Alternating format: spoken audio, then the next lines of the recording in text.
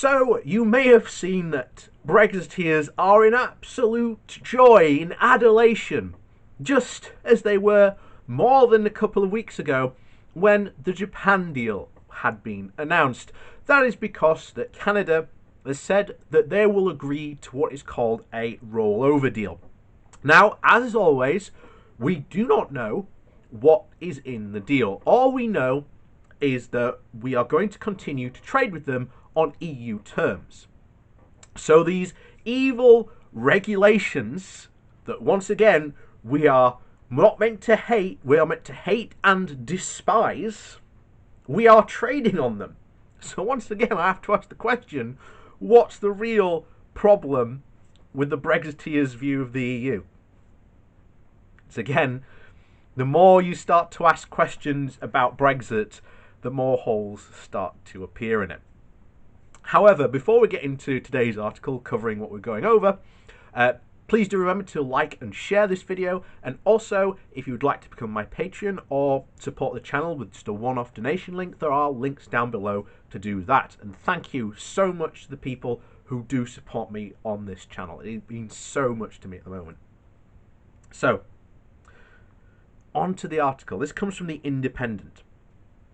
So, Brexit. UK and Canada agree rollover deal to continue trading on existing EU terms. The UK and Canada have agreed a rollover deal to continue trading under current existing terms as the current EU agreement when the Brexit transition period ends, the government has announced.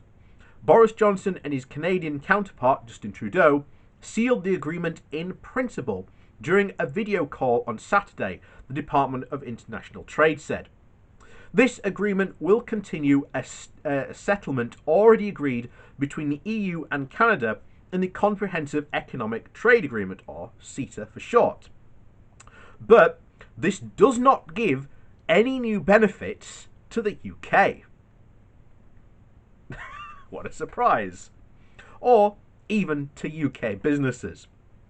However, the government insisted it avoids an estimated £42 million in tariffs for businesses if negotiators had failed to secure a deal before the end of the Brexit transition period next month. Saying from a source, it is a fantastic agreement for Britain, which secures transatlantic trade with one of our closest allies, Mr. Johnson said in a statement. British businesses export everything from electric cars to sparkling wine to Canada, and today's deal will ensure that trade goes from strength to strength. Well, I don't know what he means by going from strength to strength, because essentially Britain agreed nothing new. This is entirely predicated on our current current or not long, shall we say, agreements with the EU. So once again, just goes to show you how important our EU membership is. But also, there are possibilities that maybe a future Canadian Prime Minister may go, we want a trade deal now, and may even decide that they are going to abandon this rollover deal because that is what they can do. This is not a free trade agreement. And they will decide to start to bargain and negotiate for their own deal. And should Canada pursue that, they will be able to get and extract better terms from the UK. Now, why haven't they done that yet? Well, it could just be that because of the coronavirus, because of just the current position, and to be honest, Canada aren't really all that important a trading partner to us. Let's be honest, they're not even in our top 10. Again, those are the EU. The only non-European countries there are, to remind people, are just the US and China. So, just once again, just goes to show you how important our ties to the EU actually are, and will continue to be going forward. So, the DIT added in the statement that with Canada and secured this week paves the way for negotiation to begin in the new year on a comprehensive deal with Canada, which Brexiteers have touted as a benefit of leaving the bloc. So all All this really is, as we stated there, it's a transition period. And you've seen the mess that our negotiators have done over this transition period with the EU. Not only that, but you've seen the absolutely, quite frankly, awful deal with Japan that was done. To be honest, we cannot expect better terms than we are getting now. And even under this transition Canada deal extension that we have, when Canada comes calling for this free trade agreement, this will not be of any benefit. It will only be worse from our current standards and positions. So remember, guys, this is what you voted for. Spo continues, but with negotiations over trading agreement with the EU, the UK's biggest trading partner, going down to the wire and key issues still unresolved, there remains a considerable amount of uncertainty for businesses. And this week's talks between London and Brussels have been suspended at a crucial moment after a member of the EU negotiating team tested positive for the coronavirus.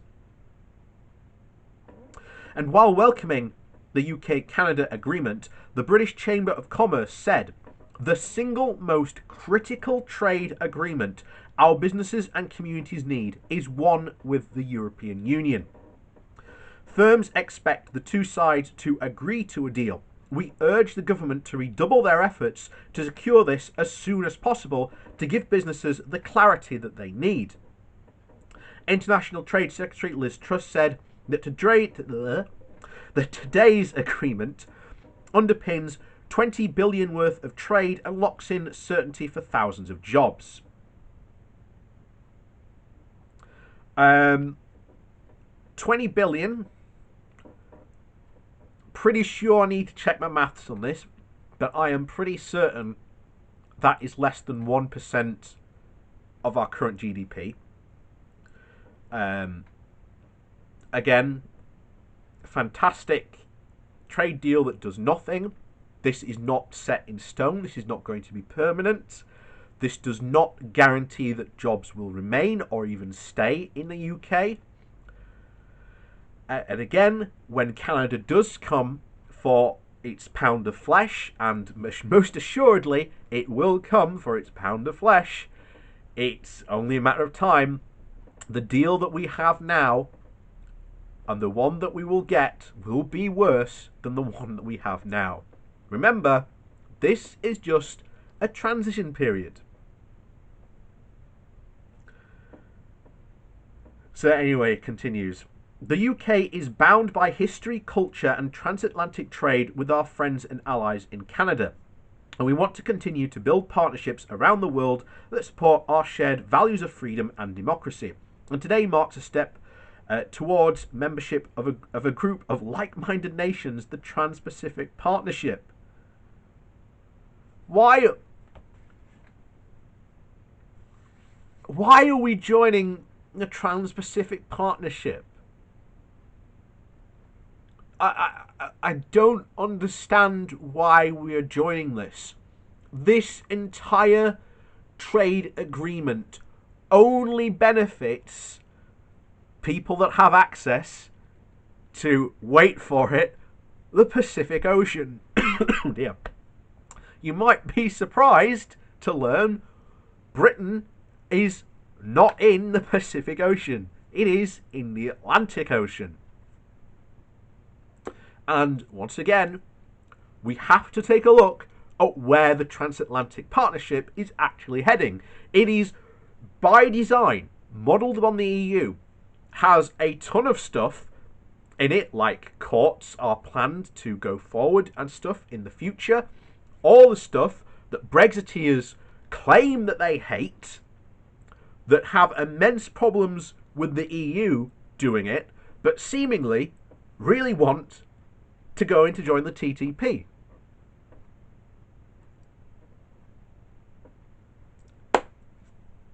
It's madness, but there you go.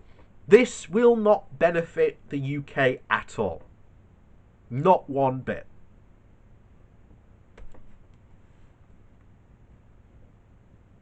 And why?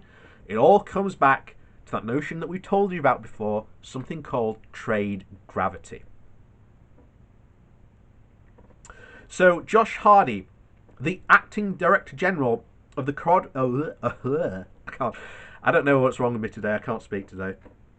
The acting Director General of the Confederation of British Industry described the agreement as a milestone, adding that the signing of this deal can now lay the foundations for an even deeper trade agreement tailored to both economies. Business stands ready to work with the government to achieve this goal and promote opportunities with Canada. Again, they're not in our top 10 of places not only that trade with us or even export to us, so,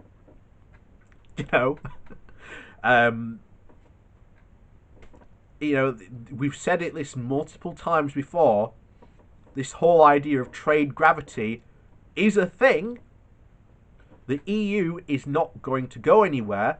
Not only that, trying to essentially restart what it was the term originally started off as the Anglosphere, and essentially recreating Empire 2.0 in trade, something we've done and tried before, and guess what? It failed.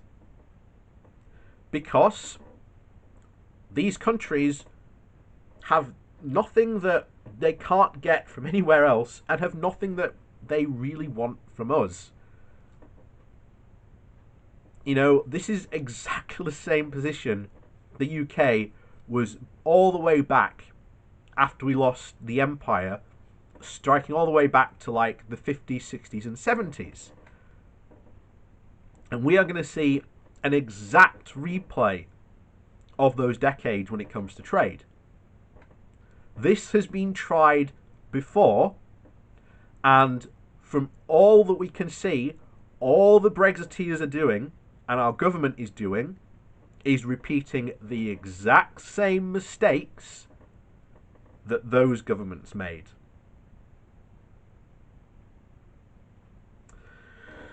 So,